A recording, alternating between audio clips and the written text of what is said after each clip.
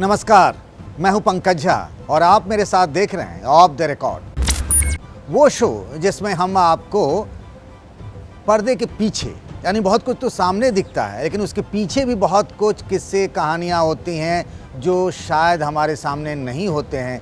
तो मैं वो सब आपसे साझा करूंगा और बताऊंगा कि आखिर उसके पीछे के भी खेल के पीछे का खेल क्या हो सकता है। शुरुआत करते हैं जिस बात को लेकर पूरे देश में इन दिनों चर्चा है, लेकिन जिस बात को लेकर चर्चा है वो एक स्टेटमेंट है और वो स्टेटमेंट है कासगंज के एसपी रोहन बोत्रे का। तो मैं आज इस अधिकारी के बारे में कुछ खास चीज़ें बताना चाहता हूँ। सबसे पहली बार इस अधिकारी के बारे में लोगों की नज़र तब पड़ी जब इनकी एक तस्वीर आई थी एनसीपी के नेता शरद पवार और उनकी बिटिया सुप्रिया सुले के साथ। तब लोगों ने ये पूछना शुरू किया कि ये जो यूनिफॉर्म में आईपीएस अधिकारी दिख रहा है वो कौन है। और वो मुझे याद है कि तब शरद पवार ने मराठी में महाराष्ट्र में कुछ बोला था। मीडिया वाले बहुत बेसब्री से शरद पवार को ढूंढ रहे थे और शरद पवार का पता ही नहीं चल रहा था। और फिर उसके बाद एक तस्वीर आई और पता चला कि शरद पवार आगरा में एक होटल में ठहरे हुए हैं और ये रोहन बोत्रे की वजह से ही शरद पवार के ठिकाने का पता चला।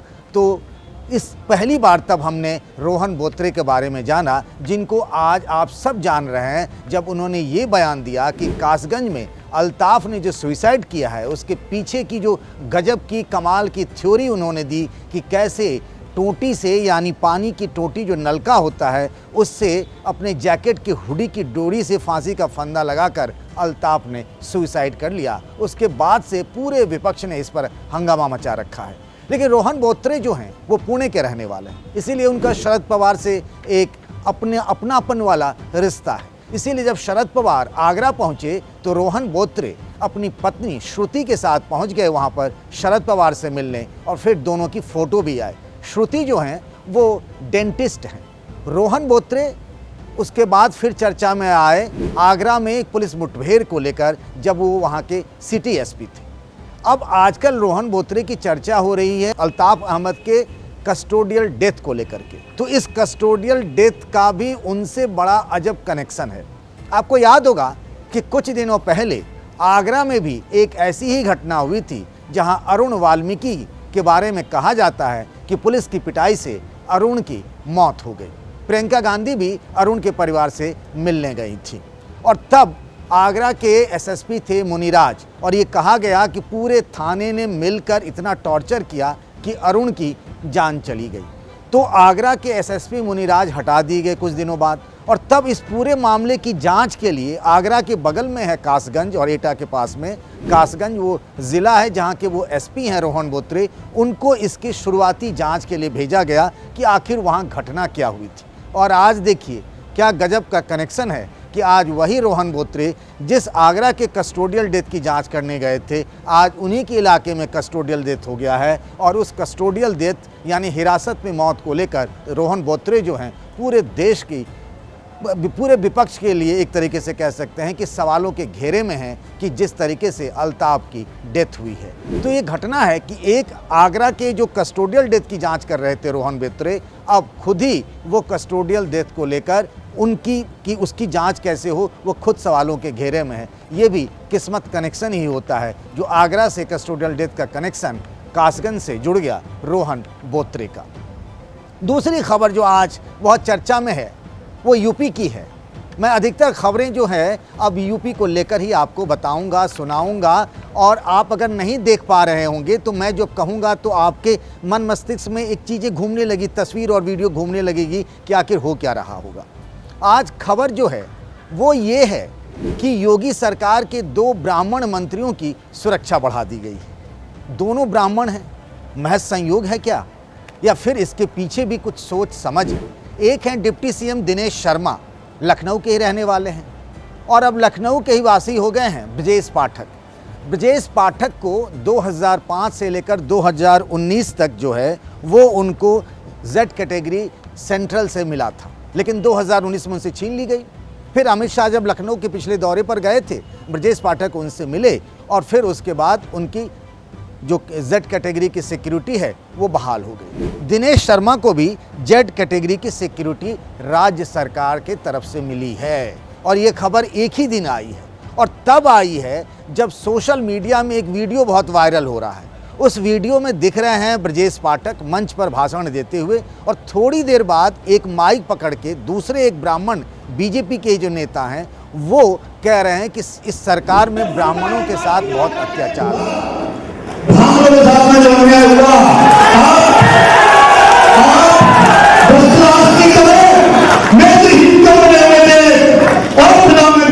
तो इसको लेकर अब जब इस तरह का वीडियो वायरल हो रहा है उस वक्त में सुरक्षा बढ़ा दी गई, वो भी संयोग से दो ब्राह्मण नेताओं को लेकर। तो ये कहा जा रहा है कि क्या बीजेपी के ब्राह्मण नेताओं की सुरक्षा खतरे में है, क्या उन पर किसी तरीके का खतरा है? क्योंकि इन दिनों इस तरह की कहानी बहुत चल रही है और विपक्ष भी कह रहा है, बीजेपी के कुछ नेता भी आपस में बात कर रहे हैं, विपक्ष और बीजेपी के घर के अंदर से भी आवाज़ उठ रही है कि जो ब्राह्मण हैं यूपी में आजकल वो बीजेपी से उतने खुश नहीं हैं। उनको जितनी उम्मीद थी कि उनकी झोली भर जाएगी वैसा कुछ मिला नहीं है। तो ये कहा जा रहा है और विपक्ष इस बात को खूब हवा दे रहा है कि ब्राह्मण नाराज हैं और यही वजह है कि समाजवादी पार्टी ने भी ब्राह्मण सम्मेलन किया। बीएसपी के जो महासचिव हैं सतीश चंद्र मिश्र, उनकी अगुवाई में भी खूब ब्राह्मण सम्मेलन हुआ और बीजेपी में भी ब्राह्मण सम्मेलन हुआ बुद्धिजीवी सम्मेलन के नाम पर। तो ब्राह्मणों को मनाने के लिए सब कुछ किया जा रहा है और इस बीच में योगी सरकार के दो मंत्रियों की सुरक्षा बढ़ाना क्या उन्हें खुश करने के लिए किया गया या फिर आजकल जो वो घूम घूम कर ब्राह्मण सम्मेलन कर रहे हैं और कहीं कोई बात खटक ना जाए, किसी तरीके का हमला ना हो जाए, कोई बात बिगड़ नहीं जाए, हंगामा ना हो जाए, क्या इसीलिए उनकी सुरक्षा बढ़ा दी गई है? इस बात को लेकर बड़े चटकारे से और मज़े से बीजेपी यानी सत्ता पक्ष और विपक्ष के लोग ब्रजेश पाठक और दिनेश शर्मा को मिली नई सुरक्षा कवच को लेकर बहुत चटकारे से किस्से कहानियां आपस में सुन और सुना रहे हैं। तीसरी खबर जो है वो है, आपको बताऊं कि प्रियंका गांधी का। प्रियंका गांधी सुपर एक्शन में, सबको पता है, इतने एक्शन में है कि आजकल उनकी और अखिलेश यादव में बिल्कुल ठन गई है। कुछ भी होता है प्रियंका गांधी सबसे पहले मौके पर पहुंच जाती है। अभी जैसा मैंने कहा आगरा में अरुण वाल्मीकि के मामले में चली गई, आपने देखा लखीमपुर में कैसे उन्होंने हंगामा किया, वहां पहुंचने से रोका गया, तो सीतापुर में झाड़ू से लगाने से लेकर क्या क्या नहीं किया प्रियंका गांधी ने। इससे पहले भी सोनभद्र में भी उन्होंने घेरा डालो डेरा डालो की तरह कर दिया था। कोई मौका गंवाती नहीं है प्रियंका गांधी ताकि कांग्रेस में एक नई जान फूंकी जा सके। लेकिन ऐसा क्या हो गया कि प्रियंका गांधी कासगंज जाते जाते रह गईं? इसको लेकर तरह तरह की चर्चा है। प्रियंका गांधी तो लखनऊ भी पहुंच गई थी, वो जा सकती थी, दिल्ली से भी कासगंज की दूरी बहुत ज़्यादा नहीं है, लेकिन आखिर प्रियंका क्यों नहीं गई? प्रियंका गांधी की जगह कांग्रेस का एक प्रतिनिधिमंडल गया। उस प्रतिनिधिमंडल के अगुवा सलमान खुर्शीद अब आरोपी अल्ताफ है जो मुस्लिम है और सलमान खुर्शीद भी मुस्लिम है। क्या ये महज संयोग है? और ख़ास तौर से एक बात आपको और बताऊं कि 10 तारीख को यानी इसी 10 नवंबर को जूम कॉल से कांग्रेस नेताओं की बैठक हुई और उस बैठक में ये बात सामने आई कि प्रियंका गांधी कासगंज जा सकती है। पहले ये हुआ कि वो दिल्ली से कासगंज जाएंगी सीधे, लेकिन फिर प्लान बदल गया, जैसा बताया गया मीडिया को कि 11 तारीख को वो लखनऊ पहुंचेंगी और सवेरे और फिर कासगंज जाएंगी। लेकिन वो प्लान भी बदल गया, 11 को दोपहर बाद वो पहुंची और अब तो दिल्ली भी लौट आई हैं, लेकिन प्रियंका कासगंज नहीं गई। अब इसके बारे में ये कहा जा रहा है, क्योंकि जब भी कुछ होता है ना राजनीति में, वोटों का ना जोड़ घटाव नेता ज़रूर देखते हैं, क्योंकि उसी से उनकी रणनीति होती है। अब अगर वोट ही नहीं मिलेगा तो फिर रणनीति किस बात की?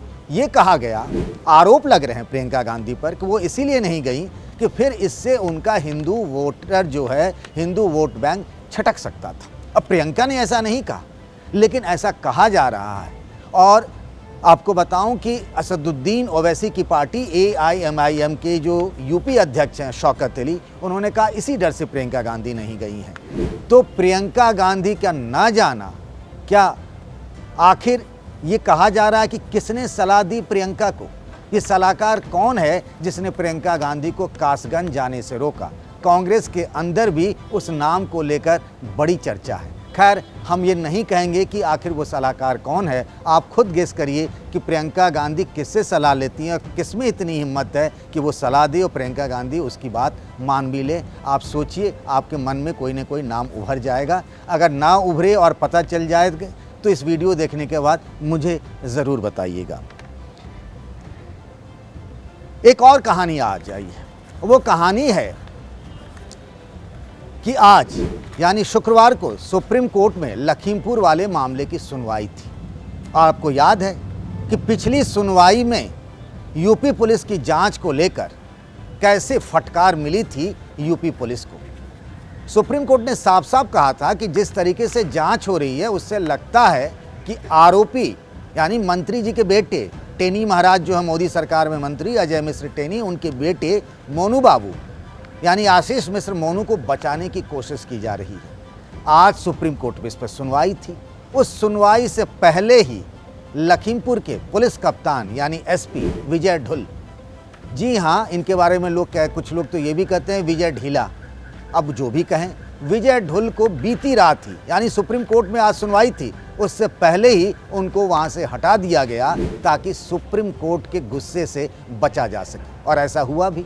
सुप्रीम कोर्ट ने आज यूपी पुलिस को कुछ खरी खोटी नहीं सुनाई।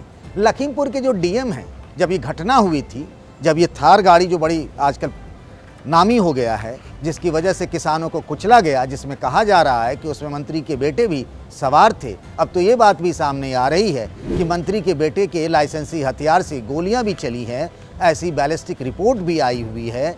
तो उस मंत्री के बेटे वाली जो घटना थी किसानों को कुचलने वाली, उस घटना के बाद डीएम अरविंद चौरसिया को तो बहुत पहले हटा दिया गया था, लेकिन एसपी साहब अब भी अपनी कुर्सी पर जमे हुए थे। लेकिन सुप्रीम कोर्ट के कोप से बचने के लिए यूपी पुलिस ने आज ऐसा कर दिया कि उसे राहत मिल गई और विजय ढुल की जगह संजीव सुमन वहाँ के एसपी बना दिए गए। अब लोग ये भी कह रहे हैं कि यही काम शायद पहले कर दिया गया होता तो इतनी फटकार पिछली सुनवाई में शायद नहीं मिलती। तो आखिर वो कौन था जिसने यूपी सरकार और यूपी पुलिस की किरकिरी करवाई? इसको लेकर भी यूपी के सत्ता के गलियारों में, खासतौर से ब्यूरोक्रेसी में खूब चटर पटर हो रहा है।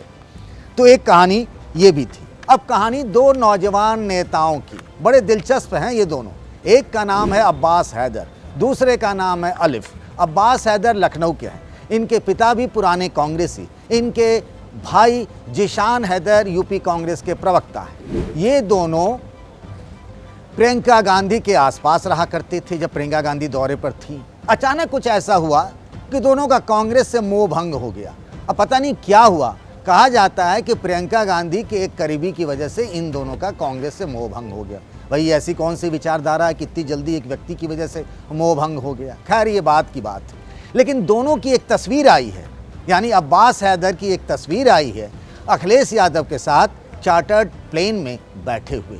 मतलब बड़े बड़े नेता जो हैं समाजवादी पार्टी के, वो चार्टर्ड प्लेन में अखिलेश यादव के साथ, उनकी तस्वीरें मैंने नहीं देखी, शायद आप सब ने भी नहीं देखी होगी। लेकिन जो 15 दिनों पहले तक कांग्रेस पार्टी में थे और समाजवादी पार्टी में आ गए, आखिर ऐसा कौन सा जुगाड़ भिड़ाया कि अखिलेश यादव के इतने करीबी हो गए? इस बात को लेकर सब बहुत जल भुन रहे हैं कांग्रेस में। ये भी कहा जा रहा है कि जिन नेताओं को कांग्रेस में हाईकमान या फिर कांग्रेस में जो कर्ता धरता है, उनसे वो सम्मान नहीं मिलता है, लेकिन अखिलेश यादव के यहाँ कार्यकर्ताओं को, नेताओं को बड़ा सम्मान मिलता है। ये दोनों इतरा कर अपने फोटो व्हाट्सएप पर, सोशल मीडिया में डाल रहे हैं और जल भुन रहे हैं कांग्रेस के वो नेता जिनकी आजकल अपनी पार्टी में ही दाल नहीं गल रही है। तो हुआ यूं कि मुजफ्फरनगर में कश्यप सम्मेलन में गए थे भाग लेने, कौन? अखिलेश यादव। और उसके बाद वो जो हरेंद्र मलिक, जो कुछ दिनों पहले तक प्रियंका गांधी के सलाहकार हुआ करते थे, और उनके बेटे पंकज मलिक जो कि कांग्रेस पार्टी में 2 बार विधायक भी रहे, इन दोनों के घर अखिलेश यादव गए और वहीं इन दोनों से मुलाकात हुई अखिलेश यादव की। यानी एक तो अब्बास हैदर और दूसरे अलिफ। और अब्बास हैदर को लेकर वो मुजफ्फरनगर से चार्टर्ड प्लेन से लखनऊ चले आए और ये बात जंगल में, ये खबर जंगल में आग की तरफ फैल गई। समाजवादी पार्टी के लोग भी बड़े हैरान हैं।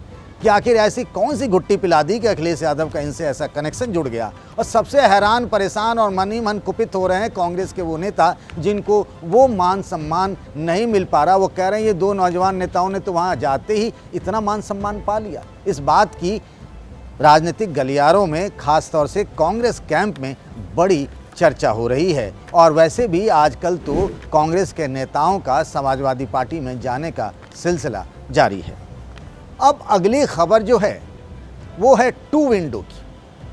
आपने देखा होगा टीवी स्क्रीन पर, अगर आप न्यूज़ चैनल देखते हो तो आप देखते होंगे टू विंडो किसे कहते हैं। विंडो आप जानते हैं ना, खिड़की होती है।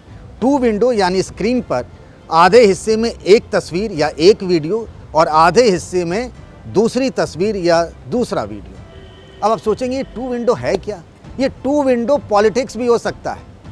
टीवी स्क्रीन पर जो दिख रहे हैं ना, वो पॉलिटिक्स भी है। और ये पॉलिटिक्स है अखिलेश यादव की बिछाई हुई जाल, या उनकी कह लें रणनीति। अब मैं बताता हूँ कि ये टू विंडो सिस्टम, उसमें भी 13 और 16 का आंकड़ा। मैं जिस सोसाइटी में रहता हूँ ना, वहाँ 13 नंबर का फ्लोर नहीं है, ना ही 13 नंबर का टावर है। 13 नंबर से लोग इस तरीके से भागते हैं, बड़ा अपशगुन टोना टोटका माना जाता है 13 को। लेकिन यही 13 राजनीति के मैदान में बड़ा शुभ माना जाता है। अब देखिए ना, 13 तारीख को अमित शाह आजमगढ़ में यानी अखिलेश यादव के लोकसभा क्षेत्र में जाकर वो सभा करने जा रहे हैं। और उसी दिन 13 तारीख को यानी इसी 13 नवंबर को अखिलेश यादव योगी आदित्यनाथ के चुनावी गढ़ यानी चुनावी शहर गोरखपुर में रथ यात्रा करेंगे। हालांकि अमित शाह का कार्यक्रम तो तभी बन गया था जब वो पिछली बार लखनऊ दौरे पर गए थे। तभी पार्टी की मीटिंग में उन्होंने कह दिया कि आप सब लोग अगली बैठक में बनारस में आना और पूरी तैयारी के साथ आना, मैं सबकी रिपोर्ट लूँगा। ये कार्यक्रम तो अमित शाह का, बीजेपी का पहले से बन गया था, लेकिन इसमें अड़ंगा डाल दिया अखिलेश यादव ने। वो भी घुस गए कि भाई 13 तारीख को ये करेंगे, उसी टाइम में मैं भी रथ पर सवारी करूंगा, रथ यात्रा करूंगा और चुनाव प्रचार करूंगा, ताकि टीवी पर अगर अमित शाह और योगी दिखेंगे तो दूसरे विंडो में मैं भी दिखूंगा। ये है टू विंडो पॉलिटिक्स। इसकी पहली किस्त कब होगी?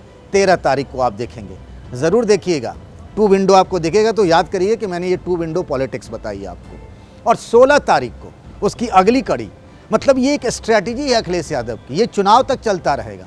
16 तारीख को मेगा प्रोजेक्ट योगी सरकार का, हालांकि अखिलेश यादव कहते हैं कि ये आइडिया उनका था, उन्हीं के सरकार में ये प्लान बना था। वो है कि पूर्वांचल एक्सप्रेसवे का प्रधानमंत्री नरेंद्र मोदी 16 तारीख की दोपहर को उद्घाटन करेंगे। योगी आदित्यनाथ भी इस मौके पर रहेंगे। आज गए भी थी योगी खुद वो तैयारियों का जायजा लेने। जब भी पीएम का कोई कार्यक्रम होता है तो उससे कुछ दिन पहले योगी आदित्यनाथ वहां जाकर देखने जाते हैं कि सब कुछ ठीक ठाक है ना, कोई इंतजाम में किसी तरह की कोई चूक ना हो, चूंकि खुद प्रधानमंत्री आ रहे हैं। तो 16 तारीख को ये कार्यक्रम था और ये पहले ही तय हो गया था, क्योंकि प्रधानमंत्री के यहाँ से प्रोग्राम सब कुछ पहले से तय होता है। 16 तारीख को फिर इस टू विंडो में घुस गए कौन? अखिलेश यादव। उन्होंने क्या किया? उन्होंने कहा कि मैं उसी दिन उसी वक्त गाजीपुर से आजमगढ़ तक रथ यात्रा निकालूंगा। यानी उस दिन अगर मोदी दिखेंगे पूर्वांचल एक्सप्रेसवे का उद्घाटन करते हुए तो अखिलेश भैया भी, यानी अखिलेश यादव, जो उनके समर्थक उनको अखिलेश भैया कहते हैं, लाल टोपी पहने हुए गाजीपुर से रथ पर दिखेंगे। ये है टू विंडो पॉलिटिक्स। मैंने आज तक बहुत सारे चुनाव कवर किए और आपने भी कई चुनाव देखे होंगे, कई बार वोट डाले होंगे। ऐसा टू विंडो पॉलिटिक्स देखा क्या? अब देखिए तीसरी कड़ी में क्या आता है। तो आज के लिए मुझे लगता है कि ऑफ द रिकॉर्ड में इतना ही। आपको कैसा लगा ज़रूर साझा करिएगा अपनी राय, सुझाव भी हो तो वो भी बेझिझक बताइएगा। आज के लिए बस इतना ही। नमस्कार। फिर अगली किस्त में आपके साथ ऐसे ही कुछ गुदगुदाते, हंसाते और कुछ दिमाग में सोचने वाले, यानी आप गेस करते रहिए वाले ऑफ द रिकॉर्ड की खबरें लेकर आऊँगा।